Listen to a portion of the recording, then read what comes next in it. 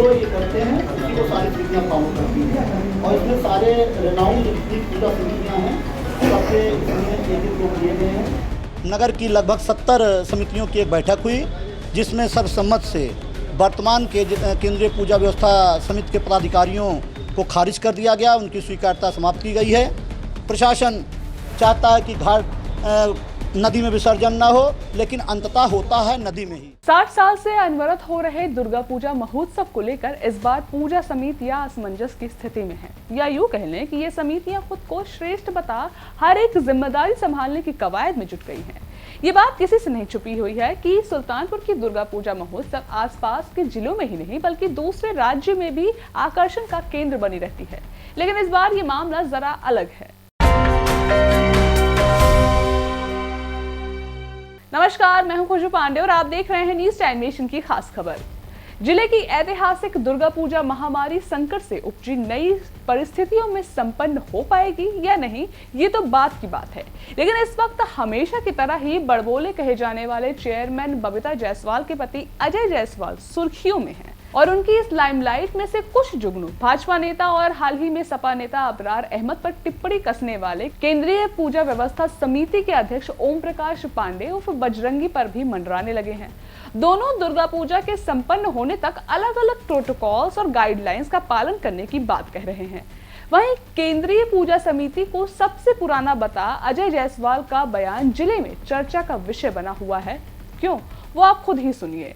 केंद्रीय पूजा समिति के जो पदाधिकारी हैं वो अपनी स्वीकार्यता खो चुके हैं। विगत 27 वर्षों से अपने पद पर काबिज हैं। संवादहीनता है दुर्गा पूजा समितियों से। प्रशासन तक वह दुर्गा पूजा समितियों की जो जनाकांक्षा उसे नहीं पहुंचाते हैं। कल नगर की लगभग 70 समितियों की एक बैठक हुई, जिसमें सर्वसम्मत से वर्तमान के केंद्रीय पूजा व्यवस्था समिति के पदाधिकारियों को खारिज कर दिया गया, उनकी स्वीकार्यता समाप्त की गई है।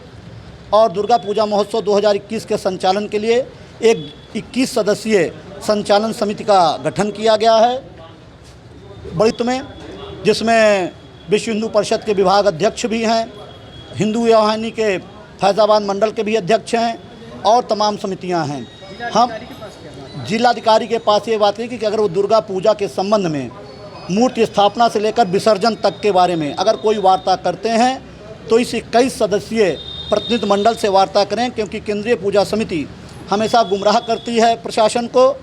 मेन समस्या विसर्जन की आती है। विसर्जन के समय केंद्रीय पूजा व्यवस्था समिति का कोई पदाधिकारी घाट पर मौजूद नहीं होता है।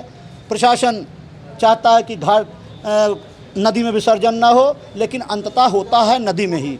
तो यह स्थितियां हम बताना चाहते हैं, क्योंकि हमारी मान्यता है, हमारी आस्था है, हमारे पुराणों में है कि प्रवाहित जल में ही विसर्जन होगा। हम इसके लिए कहेंगे कि और हमेशा से होता आया है, कभी रुका नहीं है। तो वह निर्विवाद, जैसे निर्बाध रूप से हमेशा होता रहा है, ऐसे ही होना चाहिए। इसी के लिए हम लोग आए हैं। उन्होंने 4 बजे बैठक बुलाई है, उसमें आमंत्रित किया है। हम लोग जाएंगे।